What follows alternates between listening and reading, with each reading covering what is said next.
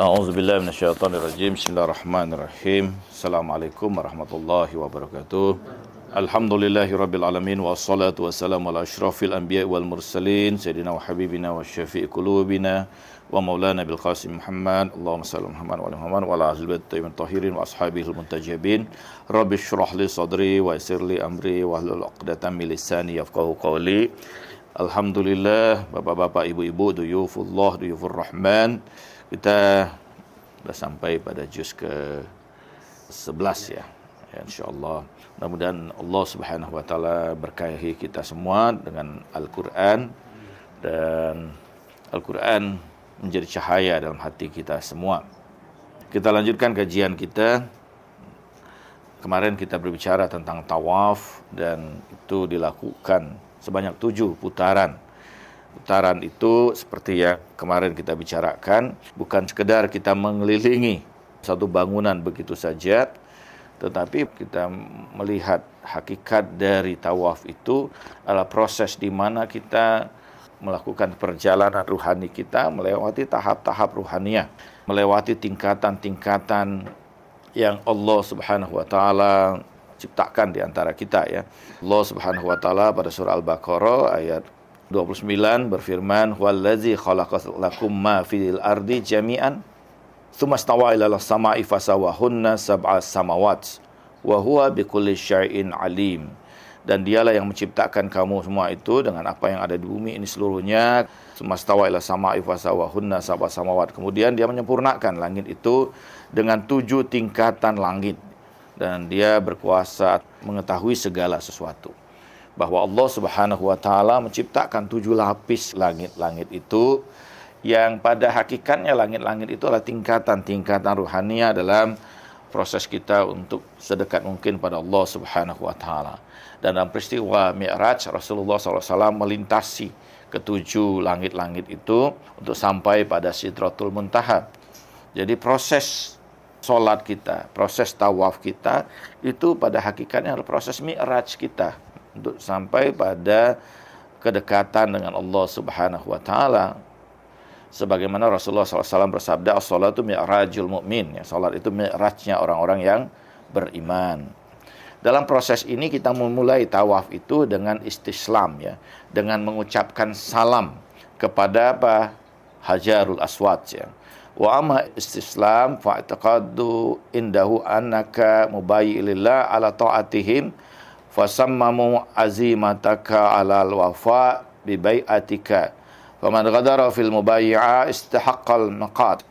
Wa qaruya Ibnu Abbas anhu sallallahu alaihi wasallam annahu qala al hajarul aswad yaminullah fil ardi yusafiha biha khalaqahu kama yusafahar rajulun akhahu. Istislam ini pada hakikatnya tidak lain adalah kita berbaiat kembali kepada Allah Subhanahu wa taala dan meniatkan kepada diri kita atau memastikan, meyakinkan pada diri kita itu untuk taat kepada Allah dan mengagungkan Allah Subhanahu wa taala. Dan kita kembali berbaiat kepada Allah Subhanahu wa taala itu untuk kita itu tunduk kepada Allah. Sebagaimana dalam riwayat yang disampaikan oleh Ibnu Abbas dari Rasulullah SAW yang bersabda, Hajar Aswad itu adalah yaminullah, tangan kanan Allah di muka bumi ini, yang dengan itulah yusafaha biha khalaqahu, dengan itulah bermusafahah, berjabatan tangan antara hambanya itu dengan Allah Subhanahu wa taala, kama yasafahar rajulun akhahu, sebagaimana kata Rasulullah berjabatan tangan antara seorang saudara dengan saudaranya. Jadi maksudnya ini tentu saja itu bukan berarti bentuknya zahir Bu ya. Bukan itu sesungguhnya tangan Allah. Itu tentu saja simbol yang kita berbaiat kepada Allah Subhanahu wa taala kembali.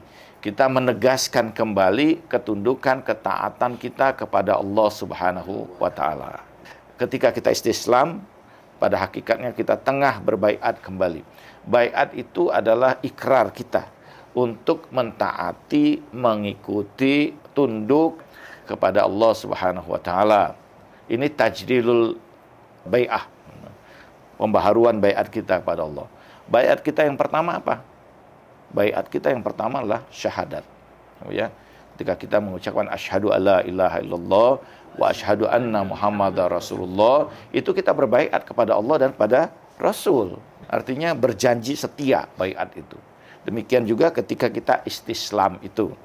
Dalam riwayat Hajar Aswad ini kan ketika dibangun Ka'bah itu kembali oleh Nabi Allah Ibrahim alaihissalam, Nabi Allah Ibrahim itu mengumpulkan bebatuan, batu-batu yang dari Ka'bah itu batu-batu pilihan ya.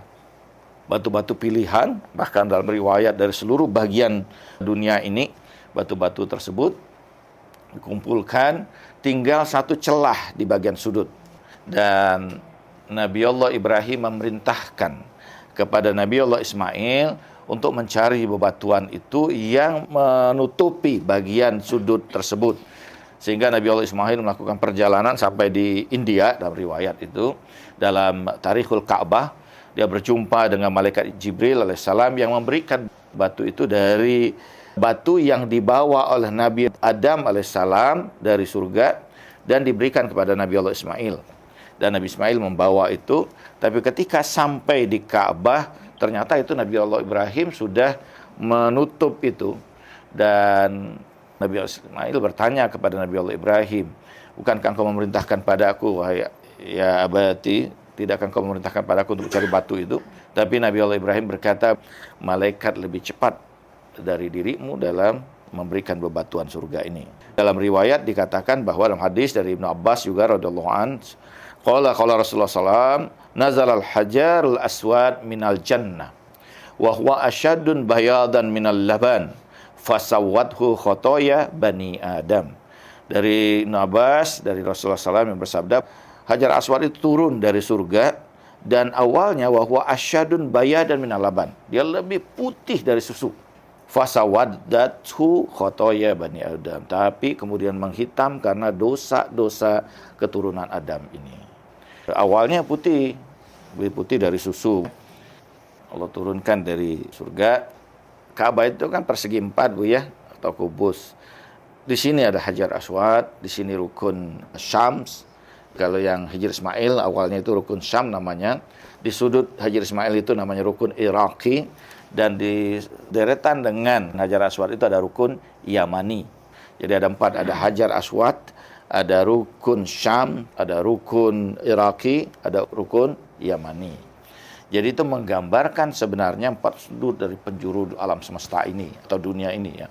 Jadi segalanya itu pada hakikatnya seluruh bagian alam semesta ini keberadaannya, eksistensinya itu dipancarkan oleh Ka'bah itu. Dalam hadis tadi digambarkan bahwa itu dia merupakan tangan Allah. Di situ kita berbaiat kepada Hajar Aswad ini. Dalam sejarah Hajar Aswad itu kan karena bangunan Ka'bah ini berulang kali kemudian hancur dibangun lagi.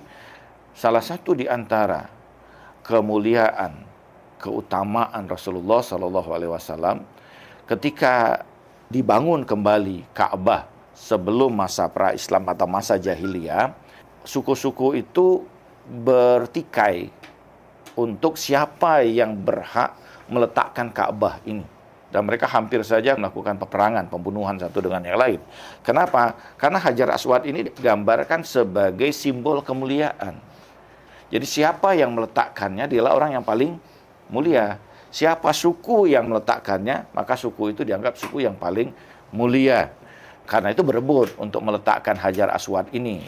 Sehingga terjadi hampir saja konflik sampai ada yang menyampaikan ide bagaimana kalau kita meminta nasihat dari Muhammad Sallallahu Alaihi Wasallam yang pada saat itu masih berusia 9 tahun karena dia dikenal sebagai bijak, dikenal sebagai al-amin yang terpercaya, sehingga mereka meminta Rasulullah SAW yang masih berusia 9 tahun itu untuk memberikan pandangannya, pendapatnya siapa yang berhak untuk meletakkan Hajar Aswad ini.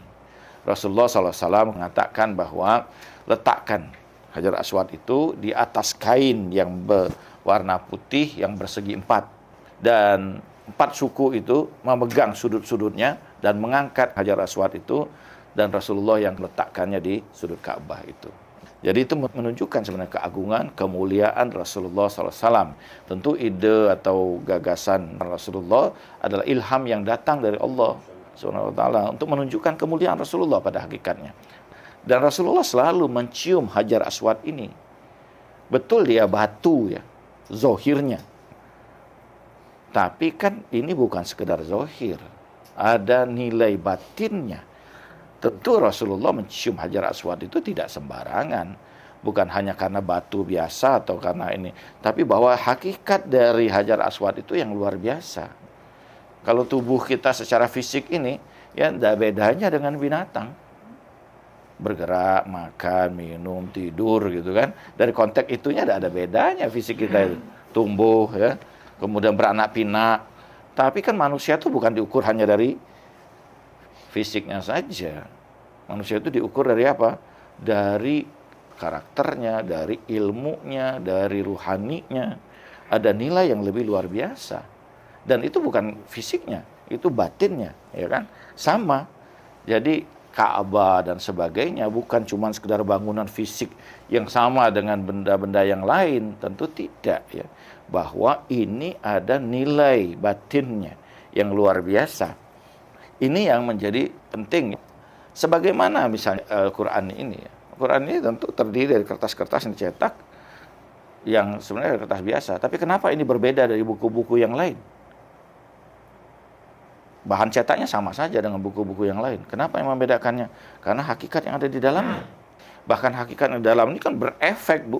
Secara zahir juga. Ada ulama-ulama yang misalnya menulis ayat-ayat tertentu ya. Bahkan saya pernah menyaksikan di Istanbul itu kan ada museum, Bu ya. Itu kan ada baju perang dari zaman Rasulullah. Dan di situ ada tulisan-tulisan ayat-ayat Allah juga di situ. Itu berefek, menunjukkan ada efeknya ayat-ayat itu kan. Bagaimana Rasulullah SAW mengobati orang dengan ayat tertentu.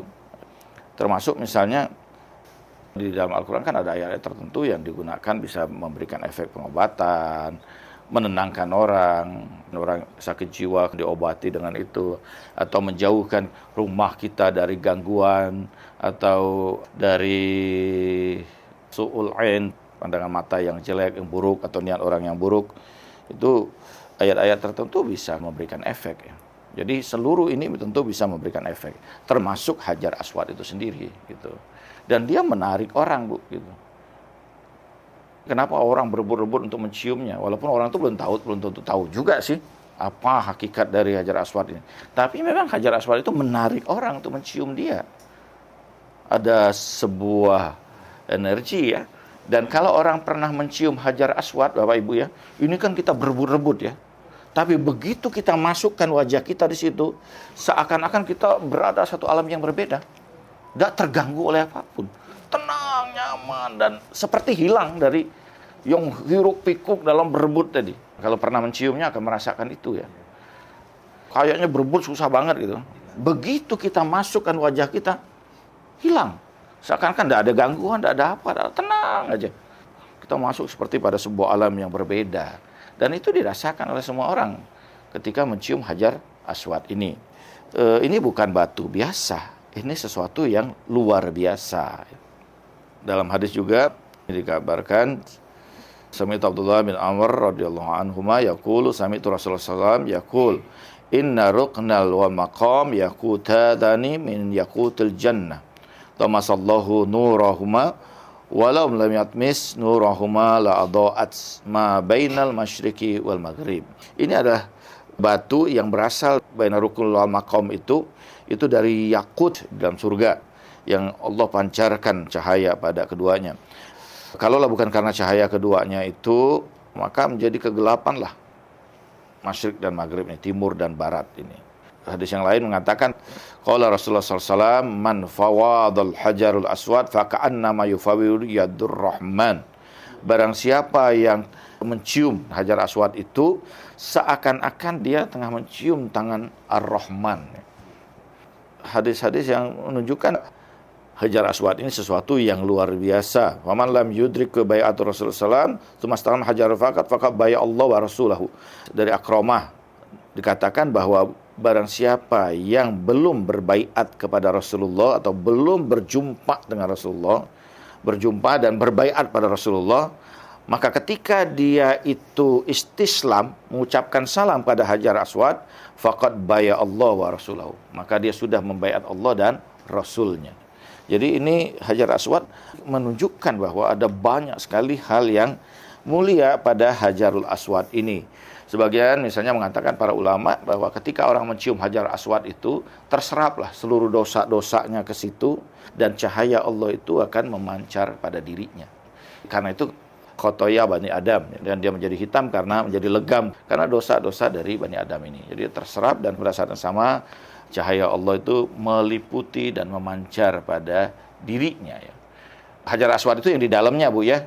Kalau yang perak itu kan penahannya saja. Itu bukan Hajar Aswadnya. Hajar Aswad itu di dalam, dan itu pecah-pecah. Karena sudah sempat pecah hingga disatukan kembali di dalam itu. Ini kan dahsyat sebenarnya ya, efek dari Hajar Aswad ini. Karena itu dia akan pasti kembali ke situ. Dulu diperjualbelikan. Orang mencuri itu dan diperjualbelikan dengan sangat mahal, tapi setiap orang yang memiliki atau menguasai Hajar Aswad itu dia celaka. Sampai kemudian dikembalikan lagi ke tempatnya atau asalnya ya. Nah, jadi karena itu ketika kita istislam ini bukan sekedar kita mengucapkan salam. Bahkan dalam riwayat yang sudah saya pernah sampaikan di awal itu, Hajar Aswad ini ya nanti akan dihidupkan Allah ya, akan tampil dengan wujud yang Allah berikan mata padanya, Allah berikan lidah padanya, dan dia akan bersaksi di hadapan Allah. Siapa saja yang pernah mengucapkan salam atau mencium Hajar Aswad ini di hadapan Allah, dia akan menjadi saksi kita di hadapan Allah Subhanahu wa taala. Jadi karena itu ketika kita istislam, betul-betul istislam itu dengan hati kita ya, bahwa ini kita tengah terhubung langsung dengan Allah Subhanahu wa taala. Di sana kita memulai, dan di situ juga kita mengakhiri tawaf. Jadi ini kan betul-betul gerakan berputar itu kan gerakan yang tidak ada awal, tidak ada akhir sebenarnya sih. Di situ awalnya, di situ akhirnya juga. Kita juga berasal dari Allah dan kembali lagi pada Allah. Ini menjadi sesuatu yang mendasar sekali ya, bahwa kita memahami Hajar Aswad ini ya. Disebut Hajar Aswad tadi karena dia menjadi hitam legam karena keburukan dosa manusia yang awalnya tadi katanya putih luar biasa ya, tapi kemudian menjadi gelap karena keburukan dan dosa manusia. Dan menariknya Hajar Aswad ini, sebagian riwayat mengatakan sejak zaman Nabi Ibrahim, sebagian riwayat mengatakan sejak zaman Adam yang kemudian meletakkan itu pertama kali ya. Dan sampai saat ini menunjukkan bukti kepada kita bahwa apa yang Allah gambarkan di dalam Al-Quran itu nyata. Ini jelas di hadapan kita, bukan suatu mitos ya. Dan ini satu keunggulan ya, kalau kita bicara di samping ini, keunggulan Al-Quran itu tidak pernah berbicara tentang mitos. Atau kisah-kisah yang digambarkan Al-Quran itu kisah-kisah yang memang real adanya. Berbeda dengan kitab suci yang lain, Bu. Kitab suci yang lain itu ada kisah-kisah yang sifatnya mitos. Al-Quran itu tidak pernah menggambarkan tentang ketika turunnya Adam itu, itu kalau kamu dekati pohon itu. Al-Quran tidak pernah menggambarkan tentang bahwa itu yang menggoda Adam siapa? Hawa. Hawa makan duluan, nyangkut di dadanya gitu kan, sementara Adam makan, selekan, nyangkut di jakun. Itu kisah-kisah Israiliyat. Tidak ada itu. Tidak ada itu.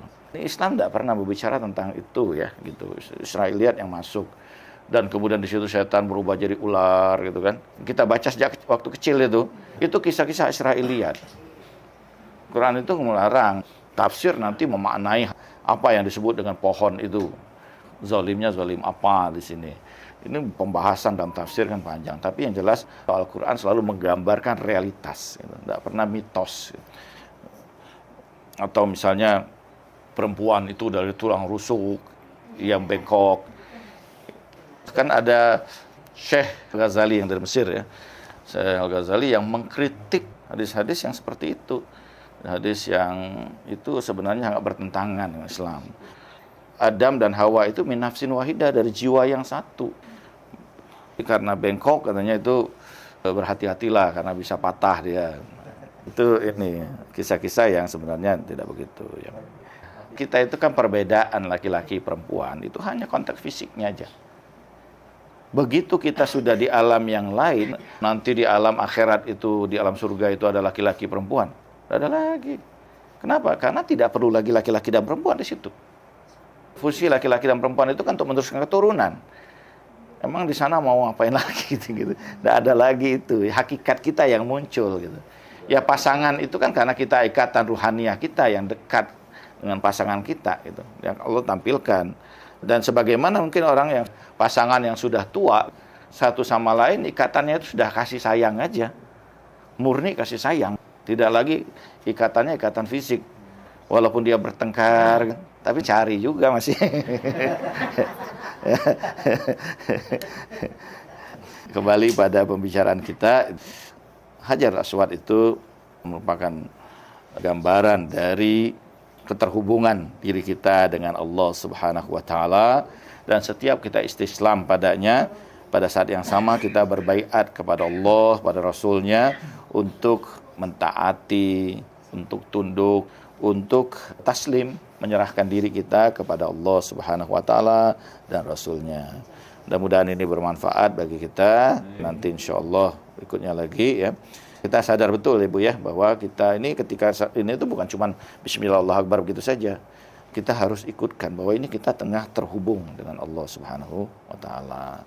Dan menariknya ini, salah satu menariknya juga, kita tanpa sadar itu, kalau kita tawaf itu, semakin lama kita semakin mendekati Ka'bah.